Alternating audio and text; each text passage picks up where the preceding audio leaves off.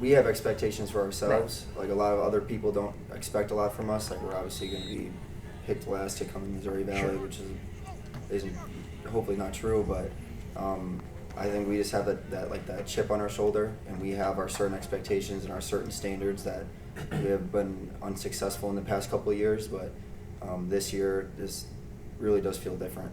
When you're a Leatherneck, it's something different. Like you're separated from everyone else in every other college in the country just by coming here, and I bought into it right away, and I've just always loved the chance to make this family the best that it can be, and I know that we can get to the top.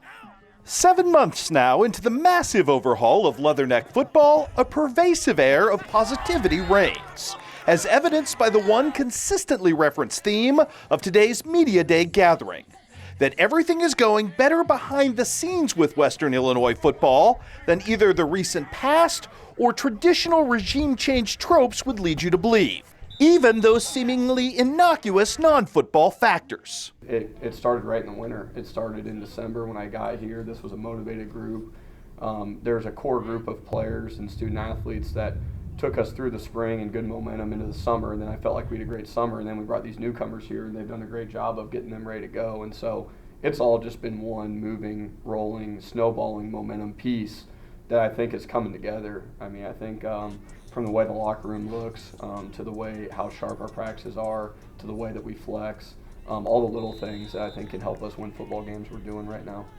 The players take so much pride in the locker room. We probably have the cleanest locker room of any team in the country in fall camp. You got 110 players going in and there, out of there every day, and I think you got to choose some things that you want to win on, and we chose. We're going to have a good, organized, clean locker room and feel better about where we're at, before practice and after practice. But true to form for Myers Hendrickson, there are no small or unimportant details, and daily wins do matter. Be it last week's first scrimmage. I was really pleased because we got to have Valley officials here, and so you want to look at the mechanics of a scrimmage. How can we operate? Trying to not have pre-snap penalties, try to limit penalties, which I think we did. Thought we played good, clean football, but it was also a really high energy scrimmage that you need to have because we're not going to go live a whole lot. That was our opportunity to do it in a live scrimmage setting, and so I was really pleased, and a lot of players made plays in all three phases.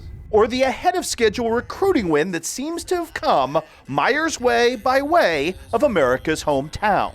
So you mentioned Caden Selly there. Caden, loved, Coach Frana and I, we loved getting to know Caden and his family during the recruiting process, from the tri-state region here. And when he showed up for summer move-in, he wasn't just here in fall camp. I mean, he came here and worked hard in the summer, but you could barely recognize him. Obviously I recognized his face, but his frame and his body is continuing to change in the right way. Now he's in a college weight room, and really the sky's the limit for Caden, but he's been looking great. And while the WIU skipper isn't ready to fully draw back the curtain on this rebuild, being particularly tight-lipped about a still wide-open quarterback battle, the details that did leak out today suggest both growth and traction with a new, more user-friendly defense. I think for us as players, it allows us to play a little bit more downhill. It doesn't necessarily allow us to think as much. We have certain responsibilities, we have certain things to think about, but at the end of the day, we know that we have our 111th, and everything defaults to knowing that we have to do our job and be successful. And that means everyone else around us will also have that responsibility. And since we all share that responsibility, we can get a lot done.